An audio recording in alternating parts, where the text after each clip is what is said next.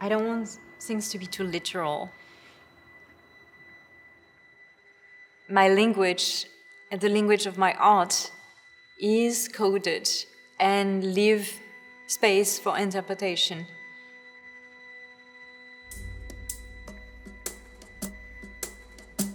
So I try to do that. I try to protect very ferociously the space for interpretation. That doesn't mean that sometimes I like to do work that could be very brutal or like violent or provocative. But overall, the way I make images or films or sculpture is always a way where I try to respect the possibility for a sort of like wide array of interpretations. This is very important for me.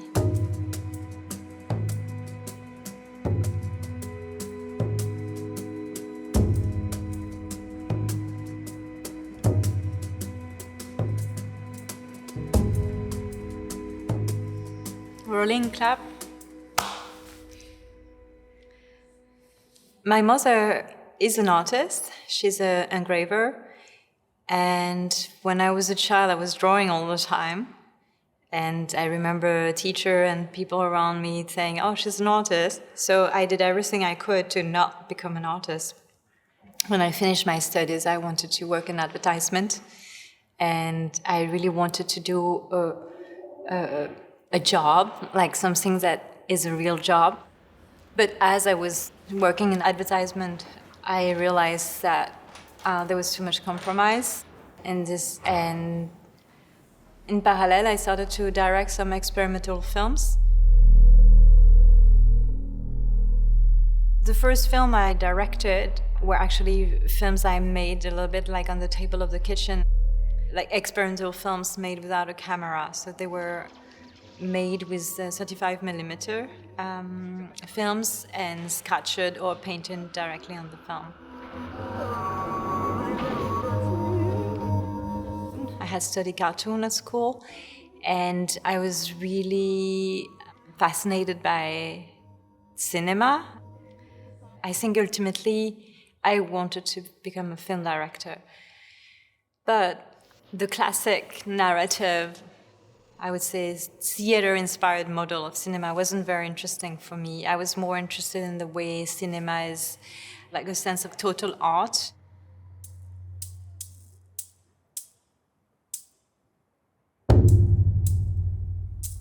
At a workshop in Venice, I met Jonas Friedman, the architect. And we got along very well. And I visited him in Paris several times. I decided to make a small experimental film about him. There was something about his approach to film and music that I felt like needed to be seen by other people, because he's famous as an architect and as a writer. But few people know that he directed cartoons for which he received a lot of awards. And he was very good friend with Rossellini. They had written a script together. Le chien regarde comme la pellicule. La pellicule ressent l'impact dans tous les points dans le même nanoseconde. C'est simultané. Donc, voilà comme le chien. Le numérique, c'est un scanner. Ça veut dire l'enregistrement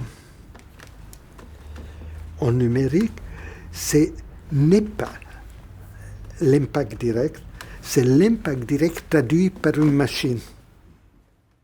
Also in Paris, and not just in New York, there was in the 60s and 70s also sort of like alchemy between the architect, the artist, the musicians, and the filmmaker. And I was interested in that, of course, because for me, the possibility to reunite or to combine those different fields was the thing I was interested in. And seeing Jonas Friedman's apartment and his approach to object making, which was very crafty, was very encouraging for me. I understood that even though I have a very flat, bidimensional way to represent space, that maybe for that reason it's interesting for me to make three-dimensional object. Near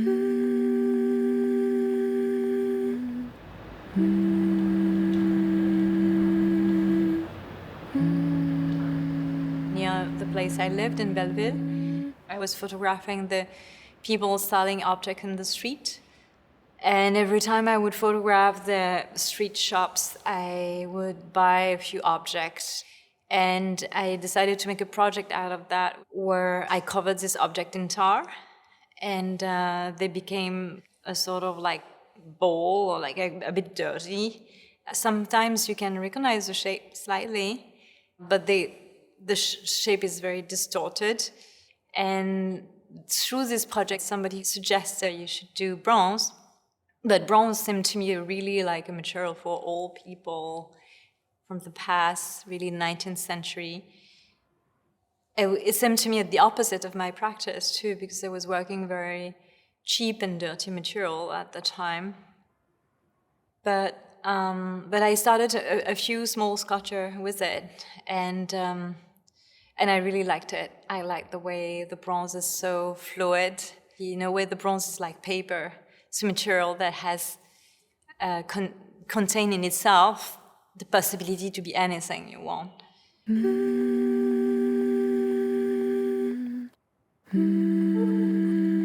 The approach to sculpture is very different in the sense that sculpture for me is a little bit like a playground. It feels very playful. In the end, it is like giving birth to an object that is physical, that has a weight, that has a shape, that is costing money.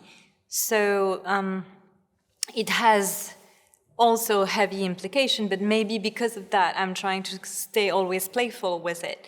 And in order for it to not be too heavy, it needs to keep the energy of the sketch and the energy of the impulsion, which I think is very important for such a historical object that has also root with like public space. This is why for me sculpture has to remain fluid. I mean, the bronze itself is a material that with very high temperature is extremely fluid. And I'm interested to keep that somehow. When you look at the sculpture, you keep the memory that it used to be a puddle, you know? It used to be like a splash. It used to be something that escaped your hands, even though, I mean, you would burn yourself without glove holding it, but that it has a sort of like volcanic, eruptive nature at the source.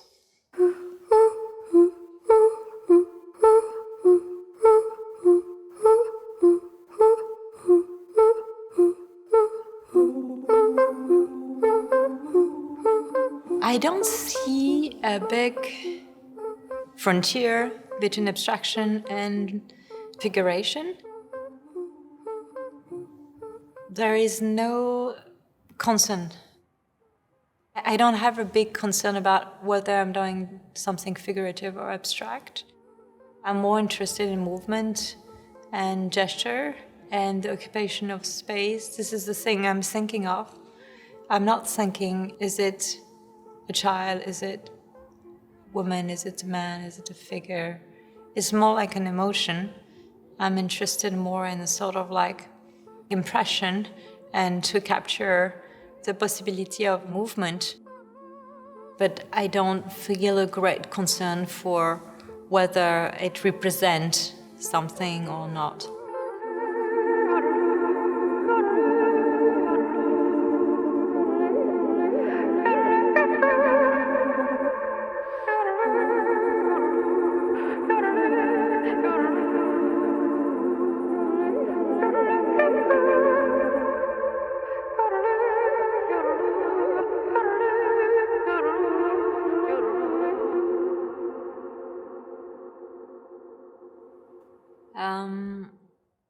Generally, when I start a project, it's very rare that it's kind of alone in the void. Like, I always work on several projects at the same time. I actually do not feel comfortable working on only one thing.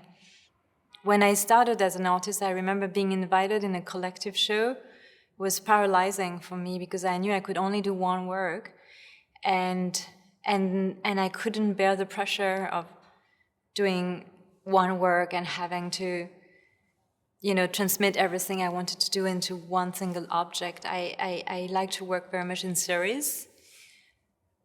So in parallel, I'm usually always working on a series of painting, drawings, almost a little bit like as a gymnastic. I would say that drawing is kind of like a diet for me. I draw almost every day, and if I don't really feel myself.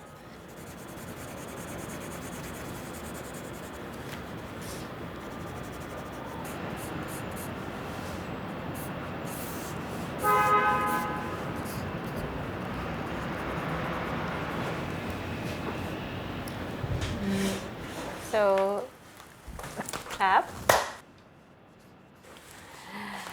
So here is where I put all my references that I use for drawings. These references are for a different project called Bad Dad, where I collected different images related to how we project ambiguous feeling towards any kind of like authority. It's like on purposely a little bit like disorganized, because I mean some of the images are kind of like very disgusting and stupid, and I don't really know why I decided to print that image or what exactly I am interested in. Sometimes it's a bit unresolved. It doesn't always make sense. So sometimes it's previous works. This is a very early work I did where I printed digital mark on negative photography.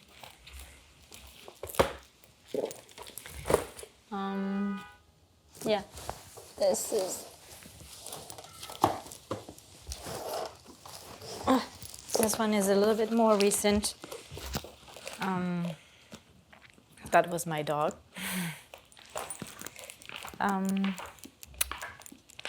Warhol cats. I think he's the best at drawing cats. Like he really captured the line of the cat so well.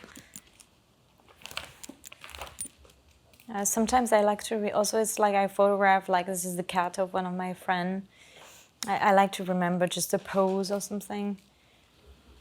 And sometimes also it comes more literally. I actually did make a sculpture with a cat on a cactus at some point. A lot of my inspiration come from comics books because I studied cartoon and I still have a crush for comics and like newspaper and this type of language. That's why also I love Alice Neal because she's a painter, but she's really using the line a way a cartoonist would do. There's something about humor that is deeply connected with suffering, actually. I believe a lot of people who are funny are people who have suffered somehow, and that humor is very often born out of like survival or experience of humiliation or rejection. And very often also humor itself is an act of cruelty. Why is it funny that somebody falls? It's always like a little catastrophe. Things that are funny are always a little bit violent and always a little bit cruel. So it's interesting because humor is a defense mechanism against cruelty and violence and abuse of power. And maybe that's also why, for me, comics, press comic, like New Yorker cartoons, are such an importance, and fanzine and cartoon culture in general, text library is such an important reference because they carry some kind of like sadistic impulses, but they are harmless, but there is violence, there is sadism in comics books, and somehow there is also sort of like deep feeling of rebellion against authority that would be very ridiculous if expressed in a different way. I believe sometimes, the perception of people being fascinated by cartoons is that they are still children, that they haven't done their coming of age. I believe that in a way there is something true about that, and I would say, like, even I would go further and say that there is like the rebellions against authority, or capacity to rebel, to react, to non-conform, to criticize, to mock, to attack, are rooted in our experience of childhood. When I see humor in another artist's work, I don't expect this artist to be especially funny as a person, because I know that it might just come from a place of suffering or a place of trauma. I mean, it also might come from just like a natural ability to make people smile, but I guess it's always more than that. I remember also this phrase of Louise Bourgeois, which I think is also an artist who had a lot of humor in her work, where she say, in my life I'm a victim, and in my work I'm a murderer.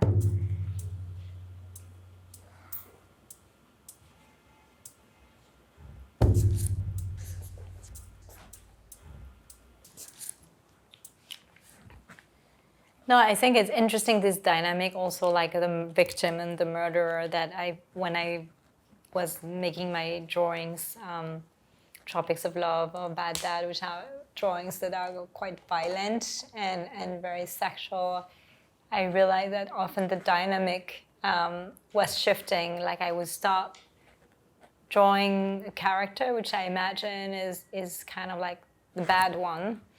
And then as I draw it, I identify more and more with the bad character.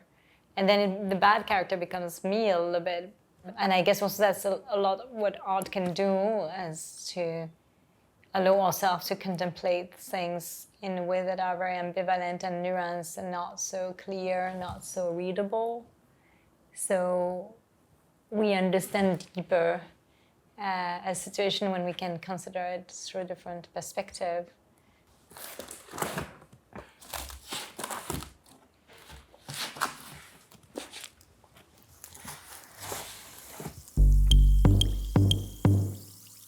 In the beginning, a dark ocean washed on the shores of nothingness and licked the edges of night.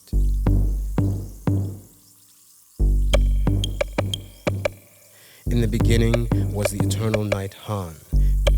In the beginning, before all things, there was Amma, and he rested upon nothing. In the beginning, Ta, the demiurge, born from the essential ocean.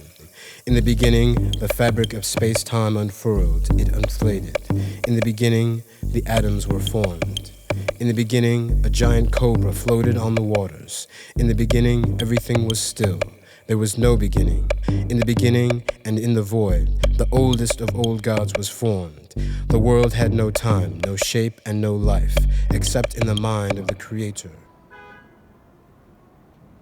I feel like, in a way, the preoccupation with the beginning, how things begin, was there at the beginning. And if you look at the film Gross Fatigue, which has this sort of like very universal scope, which is also a criticism of universalism at the core, and the thematic around parenthood and motherhood, it's the same thing. This is how things begin, because we all begin as a fetus in a womb. We all belong to this category of the mammals. Yet, I believe there is nothing more divisive than the thematic of motherhood. Because if you pull the thread of childcare, very quickly what comes is society's injustice and history of colonialism, slavery, women being relegated into a subsection of society.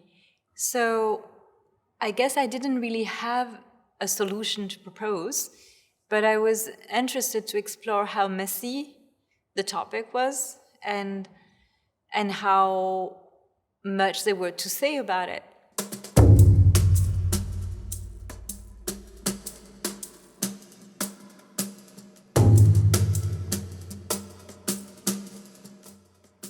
I started this body of work, System of Attachment, in 2019, and I wanted to insist really on the idea of soft labor and how can I give shape to also the ambivalence of this feeling, the body being depleted, the sort of like expectation for mother to self-sacrifice, the role of the babysitter or the sitters or the nanny, the idea of substitution. So I was trying to find the cracks, and in a way the figure of the sitters was interesting. Story of substitution is kind of the representation of the nanny. She's holding a baby, but the baby is not really there. It's engraved in her arms, and her stomach is empty. You can see through her, because in a way it was easier to highlight the idea of child caring as a labor through somebody who doesn't have biological connection with the child. So this character is really important for me.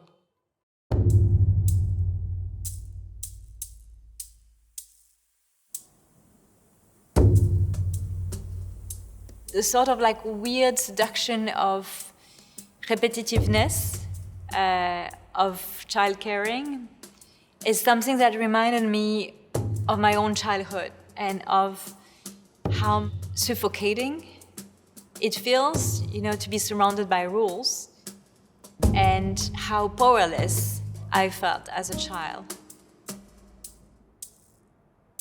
So there is a wide range of adaptation that are needed for children to grow and to be comfortable in an adult world. And I'm thinking about education, school, I'm thinking about etiquettes, and these things that seems to us very obvious is things that we had to learn at some point. And I was very interested in the etiquette book specifically because at first they appeared to me as like very annoying, a certain type of authority that is obsolete, that is easy to mock and to make fun of. And then I realized that there is a certain goodness in these books, as they are keys. Social codes are a door, etiquette books are keys to those doors. And it's interesting to think about keys. Why is it interesting to think about keys right now in a world that is heavily dominated by social media, where it seems there's no door anymore? It even seems there is no wall. Everything, the whole society seems transparent. I think it's important to think about key because even though it seems there is no door and there is no wall, we are still shaped very much by where we come from.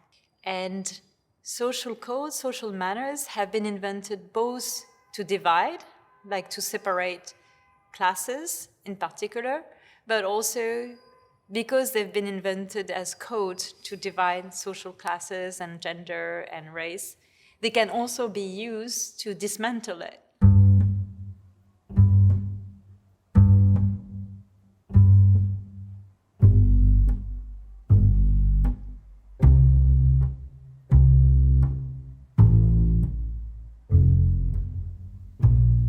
Another reason I was interested in etiquette book and social code is because it's a code. So I'm interested in code in generals. And the computer code and the way it sometimes, fail us, or we fail technology. Like the sort of like misuse of technology. Like everybody has been Googling, does he love me? Or who I am, looking for answers in sort of like artificial intelligence. Like the problem we have with technology are also interpersonal problems. They are related, and more we are looking for answer into our interpersonal subjective problems in technology.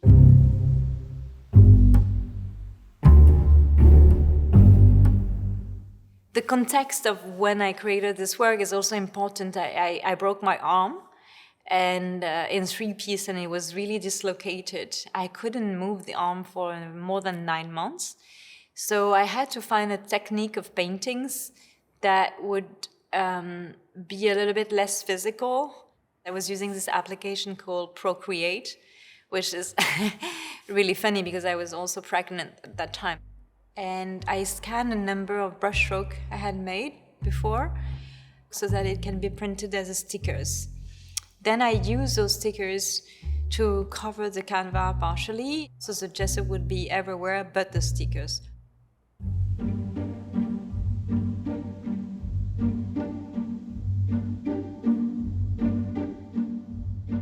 In retrospect, I understand this series of paintings is a lot about my own insecurity with painting itself and the do's and don'ts of the painting technique.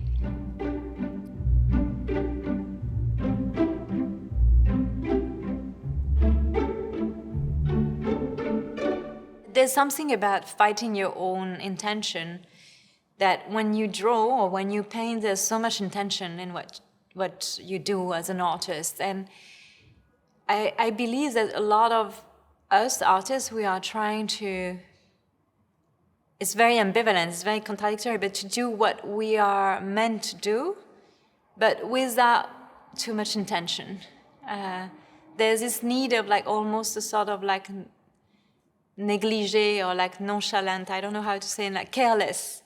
There is a certain carelessness needed for things to be at the right position, at the right place, because there's nothing more beautiful than randomness. So how to keep that happening with as little control as possible?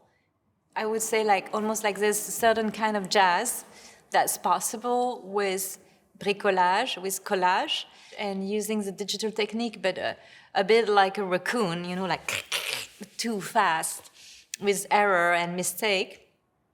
The painting have something spontaneous, but they also have something very technical and laborious to them. Because I always like to make things complicated, I added more and more layers, because obviously in order to use a cracking paste and for things to look like they are falling apart, they need so much preparation so that they are actually not falling apart in real. I started to use Pass-3 tool because I wanted the line of the drawings to be in 3D. These tools are not made to execute large drawing and a 2-meter painting. They are made to decorate a cake. So using always things a little bit out of that proper use carry a certain number of obstacles and struggles. So the painting have something spontaneous, but they also have something very technical and laborious to them.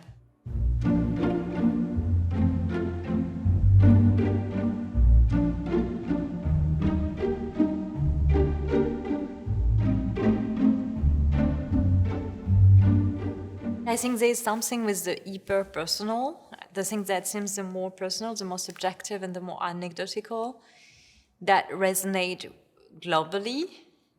Because in the end, the depths of our interior life is also what connects us to other people. Yet, the things that are the mostly appearing like commonalities are also the more divisive and the more complex, because the things that we all share are also the things we all have an opinion on. And so there are interesting lens, interesting area of investigation for me, because they also are constantly unresolved, and there are topics that leave an open space for interpretation and opinion, which is something I'm always interested in.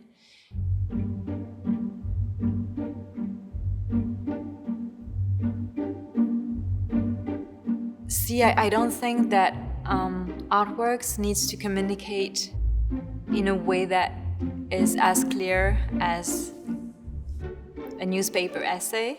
Like, I'm not a journalist, I'm not a politician.